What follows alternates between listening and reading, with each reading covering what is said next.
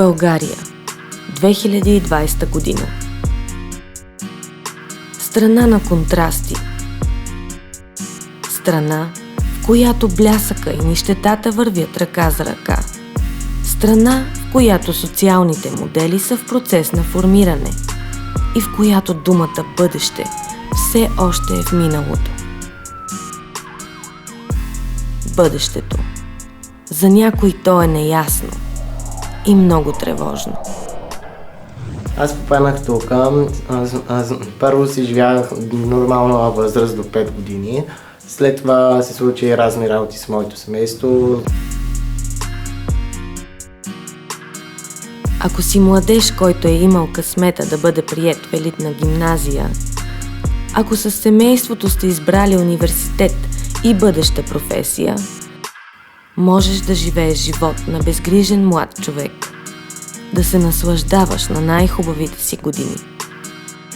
Но има деца, които нямат този живот. Има деца, за които бъдещето е неизвестна величина. Деца, за които всеки ден носи тревога, носи видения, които са, меко казано, плашещи.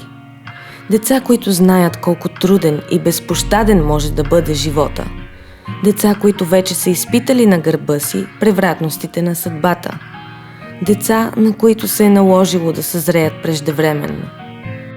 Деца, на които им се е наложило да не бъдат деца. В тази битка си помагам сам. Те са били лишени от семейство. И когато животът ти отнеме семейството в ранна възраст, знаеш, че можеш да очакваш всичко. Знаеш, че можеш да очакваш от обществото пренебрежение, обиди, отхвърляне, прояви на расизъм, сблъсък с зависимости. Знаеш, че трябва да се бориш. Всеки ден, всеки час, с всичко.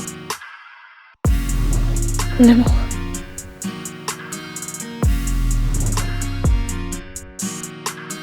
Тези деца са героите на нашия разказ.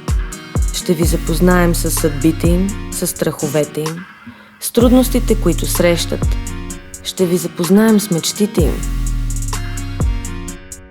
Защото дори и лишени от семейство, тези деца имат мечти.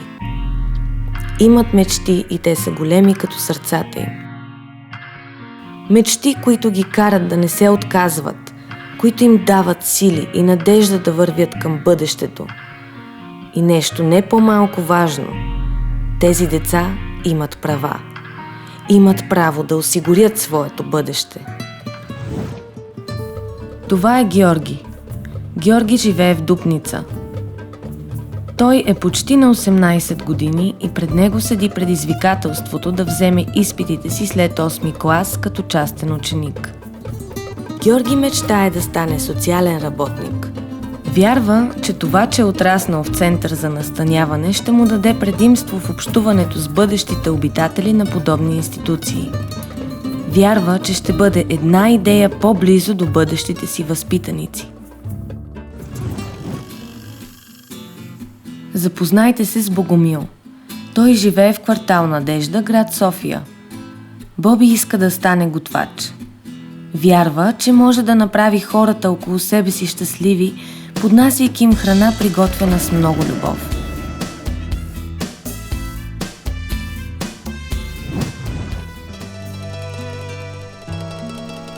Това е Цвети. Тя е от Ботунец. Живее в столичният квартал Люлин. Когато не мисли за реалността, тя е усмихната. Когато се доближава до мечтата си, тя сияе. Когато е на сцена, без ежедневните житейски проблеми, тя е друг човек, готова да полети, да се усмихва непрекъснато, да твори. Цвети мечтае да стане актриса.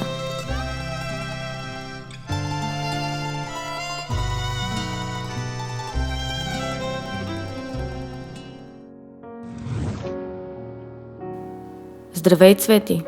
Разкажи ни накратко своята история.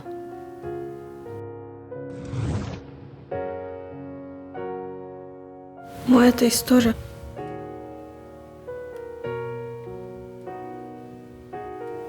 Не мога.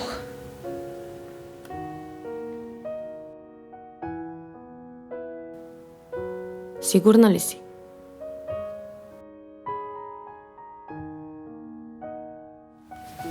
Не мога, наистина. Не, наистина не мога. Кажи ни няколко думи за семейството си, моля те. Майка ми почина. Баща ми се грижи единствено за нас с брат ми и сестра ми. И дядо ми не живее с нас. Живее с втората си съпруга.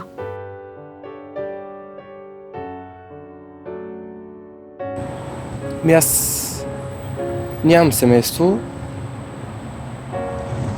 Имах приемно семейство, но и те ги няма. И така си станах без родители, но нищо. Сестра ми почина на 3 години, докато аз бях на 5. След това майка ми и баба ми се разболяха, нямаха как възможност да се грижат за мен и така нататък. Какво е да израснеш в такава среда? Чувството да израснеш без семейство е много такова отблъскващо от другите деца и много ми беше трудно да израсна без семейство. Тъпо, от една страна. Различно е. Странно. Има си всичко. Кога попадна в дома? И това не го много помня. Попаднах в дома 2017 година. Свързахме се първо с едни комшийки, които те познаваха доста добре процедурата. Отидохме в социални грижи, попълниха документите нашите, каквото трябваше така. Дома се чувствам много по-добре, много по-спокойно, отколкото от семейната си среда. Общувам с мои възстаници, вече не ме отбягват. Доказах, че не сме деца от дом втора ръка, че сме винаги първа ръка и че могат винаги на нас да разчитат. Не съм чувствала нищо от 3 години насам. Срещаш ли трудности там? С самата себе си, с други не. В дома срещам всякакви трудности. Малко и в живота, и в училището, и в работата. И се опитвам да се справям и се получава понякога. Нали? Някак си. Какво те плаши в бъдещето? Много хора казват, че няма да си намериш работа, ако не учиш. Много деца от институциите, нали, не казвам с имена, защото не познавам. Но съм чувала, че някои деца просто не успяват и си завършват на улицата, като бездомници. Аз не искам. Това ми е големия страх. Това е един от страховете, който бушува в главата ми от 4 години насам. Да не останеш на улицата. И реално да не попречи на брат ми и сестра ми, защото те са за мен всичко. Някой от семейството ти помага ли ти да вървиш напред? Не. Никой не ми помага. Какво е да си на 16 години и никой от семейството ти да не ти помага в живота?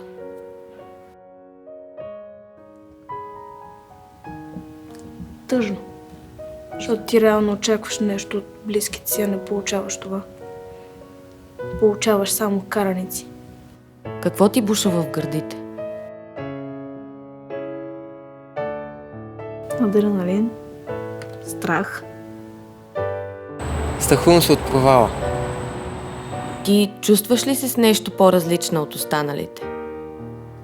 Не се чувствам различно от обществото.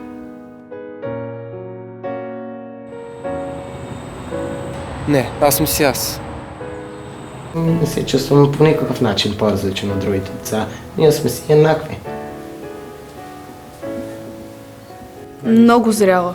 Наистина чувствам се много зряла за годините си. Какво те накара да съзрееш толкова бързо?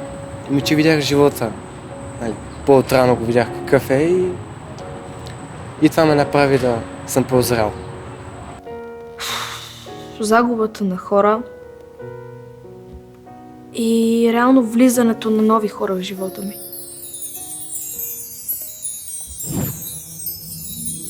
Моите мечти за тези деца са те да имат мечти. Защото, знаете ли, бяхме много натъжени в началото, когато стартира работата по проекта, се оказа, че младежите не знаят какво е това мечта. Не можеха да си го обяснат. Какво значи да мечтая? Какво значи моя живот, целите ми в живота след като изляза от държавна грижа? Те не можеха да си представят, че има такъв живот и че той им предстои. Страхове, той на този етап казва, че няма страхове, но дълбоко в себе си съм убедена, че всеки човек има страхове и мисля, че това е какво ме очаква от тук нататък. Какво се случва с младежите, които не могат да си намерят работа? Най-тежкият сценарий е да се върнат там, откъдето са дошли.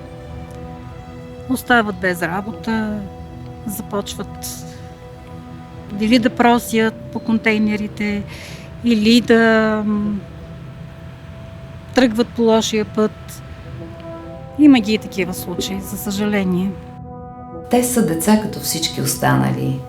Това, от което те се нуждаят, е повече внимание, повече по-добро отношение към тях, промяна на стигмата, защото само факта, че са деца, живеещи в държавна грижа, вече определя отношението на хората към тях, което трябва да се променя.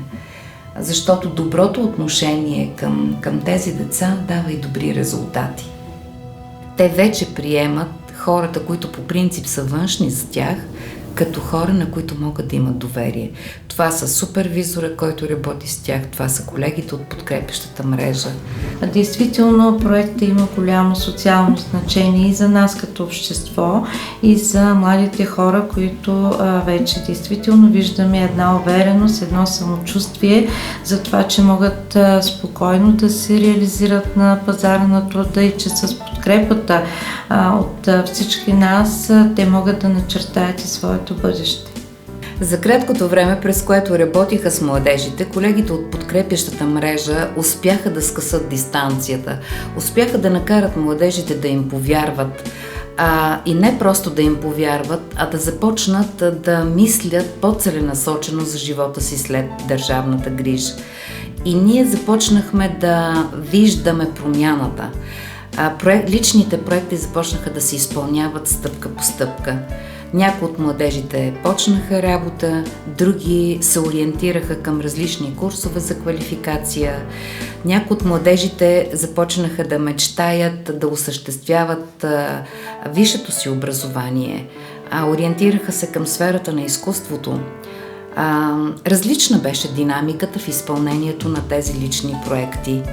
За нас е много важно, първо, че постигнахме тази своя цел, и виждаме едни младежи, които вече могат да мечтаят и вече вярват, че могат да осъществяват мечтите си на практика. Тези деца имат нужда от подкрепа. Тези деца имат нужда от подадена ръка. В тази ръка да могат да сложат своята ръка и да споделят. Всичко останало се учи. Но това, което им трябва, да станат добри хора.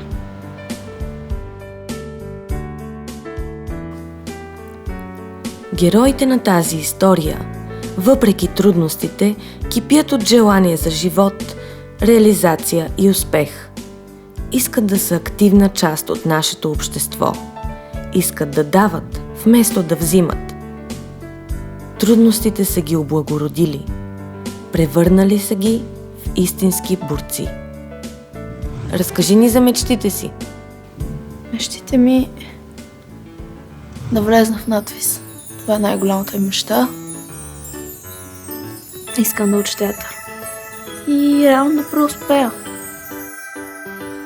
Ти как разбираш успехът? Когато влезна в надвис, тогава е успех. И после, какво ще последва? Сцена, забавления, театър, нови хора, пиеси. Обичам да се занимавам като готвач и ми харесва много и мисля да продължа да се насочвам към това и да си го работя. Искам да работя като социален работник. Така. Аз мога да разбирам децата, като те са в институции много по-добре от другите хора, които го работят това. Едно дете трябва да получи едно социално заведение, да е добре обгрижвано, да се разбират с колектива, да се изслушат до край децата и така нататък. Как изглежда бъдещето за теб? Малката Цвети порасне. Това е. А в какво се превръща малката Цвети като порасне? В идеал за себе си, не за другите. Да си намеря хубава квартира, едно момиче, да си намеря след време и да си живеем заедно. Как мислиш да реализираш мечтите си? С много труд. В тази битка ми помага госпожа Елица Станена и в някои части и натът ми. Да действам и да си ги сбъдвам. С работа, с средства, с желания. Срещнах много трудности в живота, но се опитам да си го оправя. Припорвам ги, да. Нищо не ме спира. Абсолютно нищо. Искаш ли да кажеш нещо позитивно за финал? Да. Никога не следвайте другите. Следвайте себе си. Дори пътечката да е малка, вие ще намерите път извън нея. Не бъдете клиширани, не бъдете наивни. Никога, защото това няма да ви помогне. Никъде. Не бъдете двулични, не бъдете лицемери, защото това не е позитивно, не е ровно.